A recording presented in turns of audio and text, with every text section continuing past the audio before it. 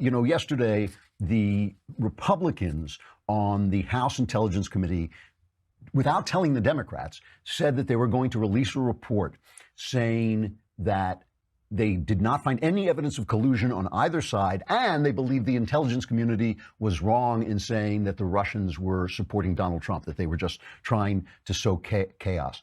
And Devin Nunes, or Nunes, what the hell is this man's name? Does he know what his name is? Nobody pronounces it. Call the guy's mother, find out what his Nunes. Let's just stop saying. Sorry. What was I talking about? Oh, yeah. So they didn't send Devin Nunes out to report this because nobody knows how to pronounce his name. So instead, they sent Mike Conaway. And this is his summation of what their findings are. This is cut 4. We've reached that point where we've interviewed all the folks we need to. We've looked at some 300,000 documents, 73 interviews that we've done across the course of this thing, trying to answer the 4 questions that were originally set out for the committee to answer. Yes, the Russians tried to interfere with our election process. Yes, they had cyber attacks, active measures going on. We could find no evidence of collusion between either campaign and the Russians.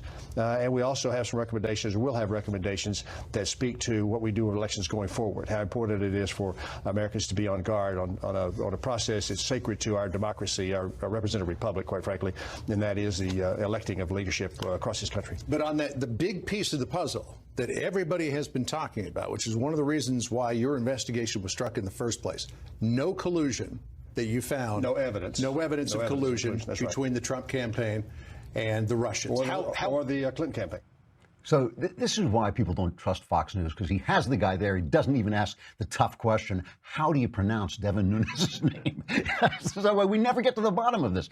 Anyway, so of course, all this does is continue the left-right divide, because the Democrats immediately say, oh, we were wrong-sided. They're saying we were, we haven't gotten to release our report. We're going to change this report entirely. It doesn't matter. The networks didn't cover it. They covered it for like a minute. They gave it full coverage. Molly Hemingway, who I usually love, was saying, oh, this is very important. It clears Trump. It doesn't clear Trump. It obviously is, as it's a political move. It's a political move saying we're not getting anywhere. It's going to be a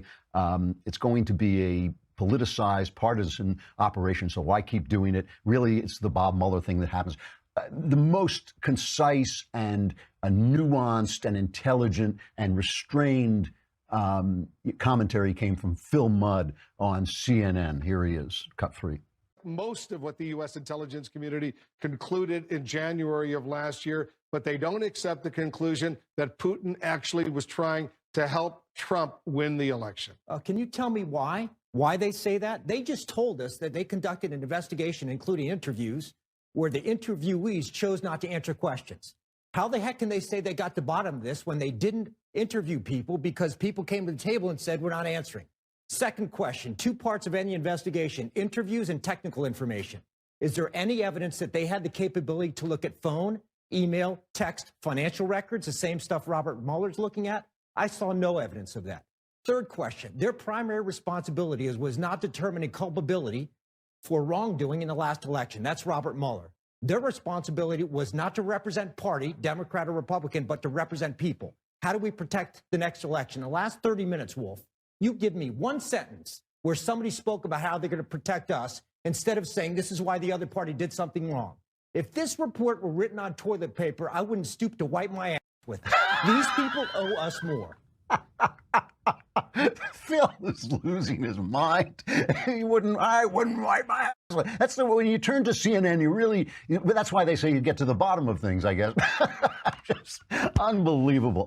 So this has solved nothing and has changed nothing, because we're all seeing different things. I mean, when they hate you the way they hate you, they cannot see anything. You cannot have a conversation with them. Listen, I actually believe the Republicans on the House Intelligence Committee that there was no collusion by either the Clinton campaign or the Trump campaign. They both did things that link back to Russia. They both had meetings they shouldn't have had. They both used the Steele dossier in ways, the Clinton campaign used the Steele dossiers in ways that were wrong. I think the Justice Department used it in ways that were wrong. But I don't think either of them, really, I don't, said, oh, I know Russia is trying to help do this, I'm going to help them out. That would be what collusion would be like. They may have not always acted as we would hope they would act, but I just don't believe this. I believe this story is a basic conspiracy theory cooked up by Clinton and Obama supporters to delegitimize Donald Trump. I do not think he deserves that, but I do think that he ought to start to understand who Vladimir Putin is. Vladimir Putin is a gangster and a thug,